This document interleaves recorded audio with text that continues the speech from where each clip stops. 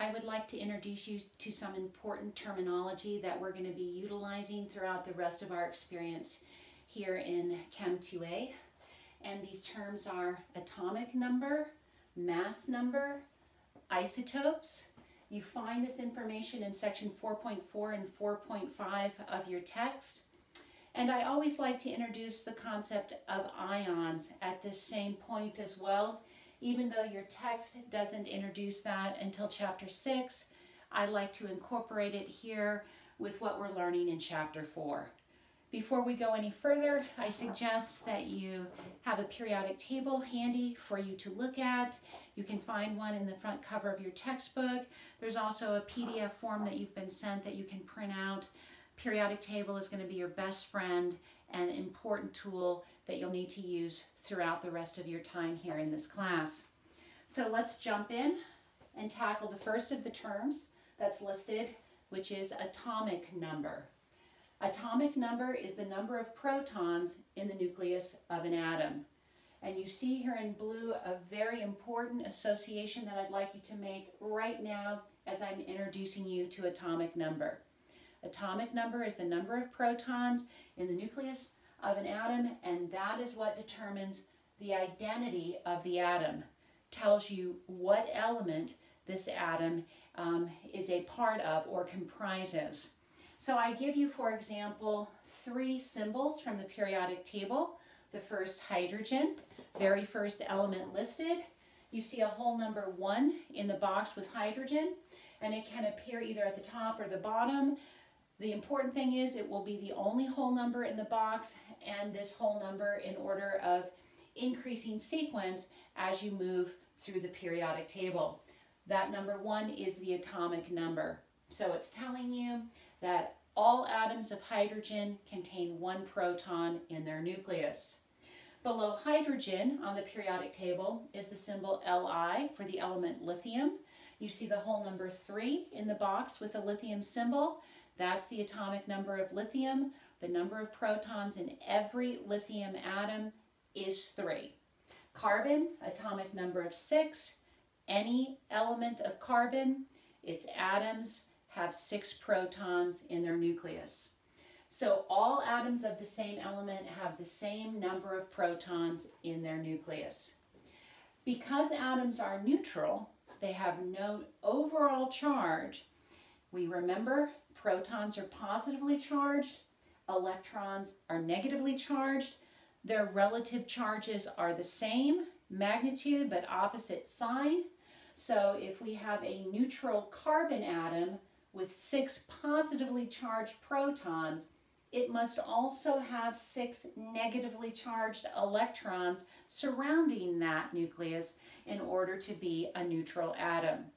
So once you know the atomic number, not only do you know the number of protons in the nucleus, but for the neutral atom, you also know the number of electrons that are surrounding the nucleus, because the total positively charged proton count has to equal the total negatively charged electron count. So number of protons equals the number of electrons in neutral atoms. Let's take a look at the second important term, which is mass number. And right off the bat, this term is very confusing for beginning students because you would think mass number is the mass of the atom, and it is not. Even though the name implies there's some connection with mass, the mass number is not the actual mass of the atom. Instead, it is the number of protons and the number of neutrons that are present in the nucleus of the atom. And remember, we discussed that protons and neutrons are about the same magnitude of mass. Neutrons a little heavier, and both of them significantly greater in mass than the electrons. Therefore, if you know the number of protons and the number of neutrons in the nucleus, you pretty much know what the mass of the atom is, minus the small amount of mass contributed by electrons. So that nucleus, very small, very dense, containing most of the mass of the atom, consisting of the mass of the protons and the mass of the neutrons combined. So mass number, always a whole counting number, exact, telling you the total number of protons and neutrons in the nucleus. Therefore, we can do some quick math here, simple math. If you want to know the number of neutrons that are present in an atom, all you have to do is take the mass number, number of protons and neutrons, and subtract the atomic number, number of protons only, and that will give you the number of neutrons present in the nucleus. We symbolize this information in this general format here, where X represents the symbol of any element. So if you write the symbol of an element and put a number in the upper left-hand corner, a scientist understands that you've just given information about the mass number. It will always be a whole number, exact number, counting number. So mass number in the upper left-hand corner and the atomic number in the lower left-hand corner. By convention, that's always where this information is displayed. So let's look at a specific example. Here's the symbol for the element magnesium. We look on the periodic table, we find magnesium. It's an alkaline earth metal. We see that the atomic number is shown in the box. The atomic number of magnesium is 12, and written in the lower left-hand corner. The mass number of this particular magnesium atom that I'm looking at, the mass number is 25, and I have written it in the upper left-hand corner. That's the number of protons and neutrons. So I can fill in on this table. Atomic number is 12, so I can write in the number of protons equals 12. There is nothing written in the upper right-hand corner. That's where we would indicate if this was anything other than a neutral atom. Because there is nothing written in the upper right-hand corner, we know that this is a neutral magnesium atom, and it has to have 12 electrons. Also, total positive charge added to the total negative charge adds up to 0. Same number of protons as electrons. And we can determine the neutron count by doing the simple subtraction. If we subtract out the atomic number, the number of protons, from the number of protons and neutrons, so do this subtraction here, that leaves us with just the neutron count only, and we can do this subtraction quickly in our heads and determine that there are 13 neutrons present in this particular atom of magnesium. But it turns out that not all magnesium atoms have 13 neutrons in their nucleus. Not all magnesium atoms have that. In fact, the majority of magnesium atoms have only 12 neutrons, not 13 in their nucleus. So that leads us to the next term that I'd like to introduce you to, and that is the term isotopes. Isotopes are atoms of the same element, meaning they have the same atomic number, but they differ in their number of neutrons. Therefore, they will have different mass numbers. Because they have differing number of neutrons, they will have different overall atomic masses.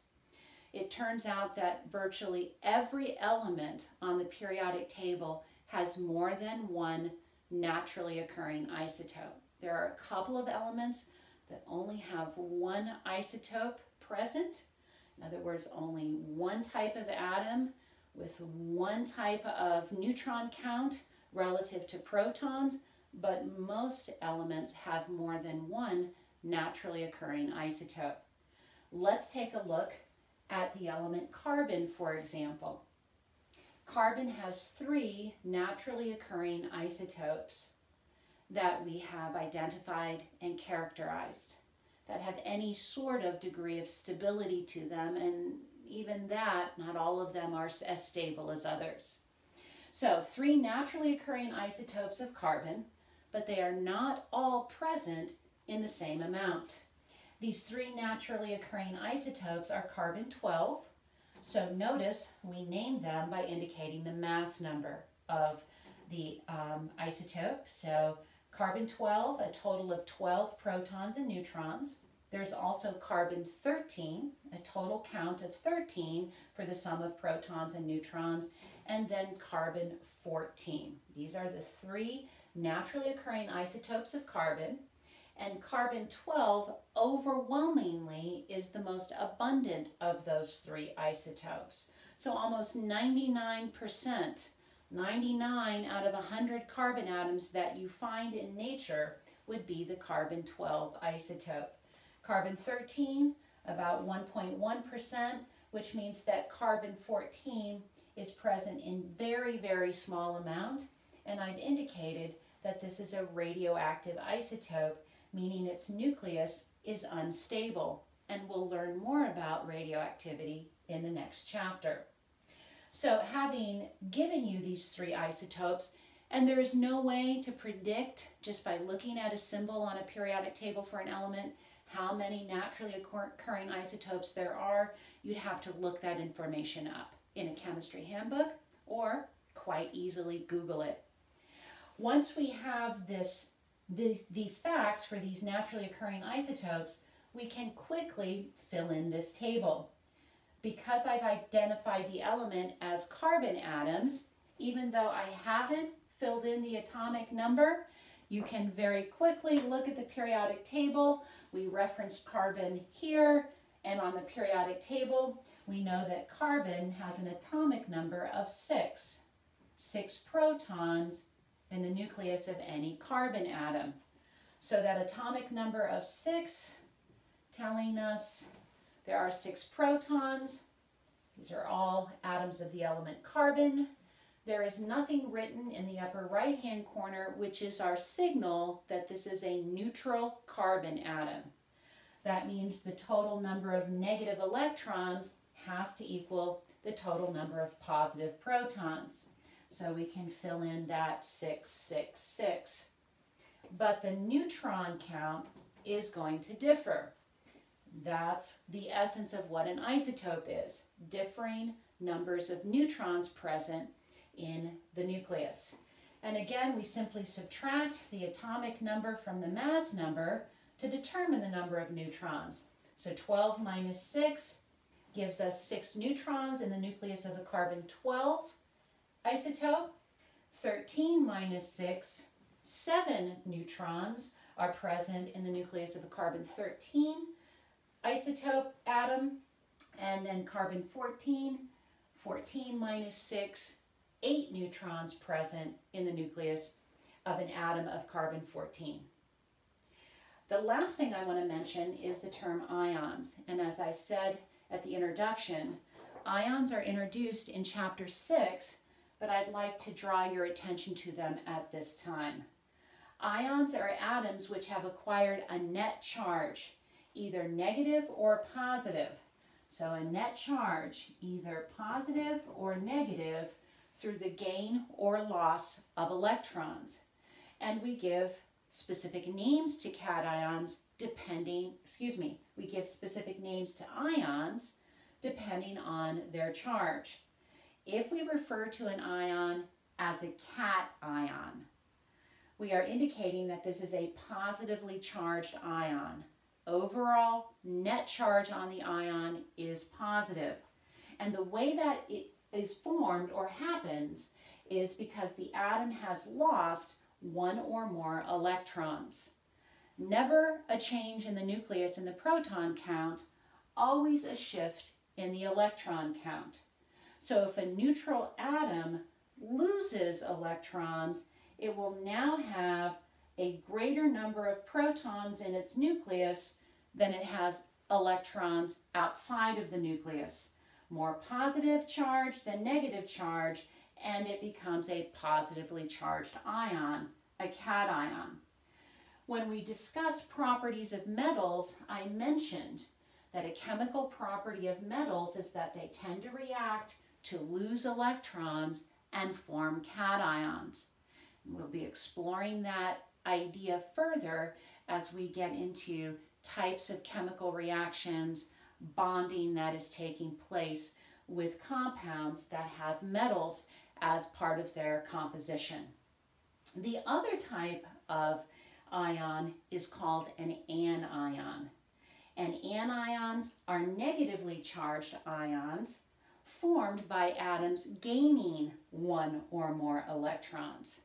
So if an atom is somehow able to acquire additional electrons on top of the ones that it already has, then it will now have a greater total negative electron count than it has proton count in its nucleus.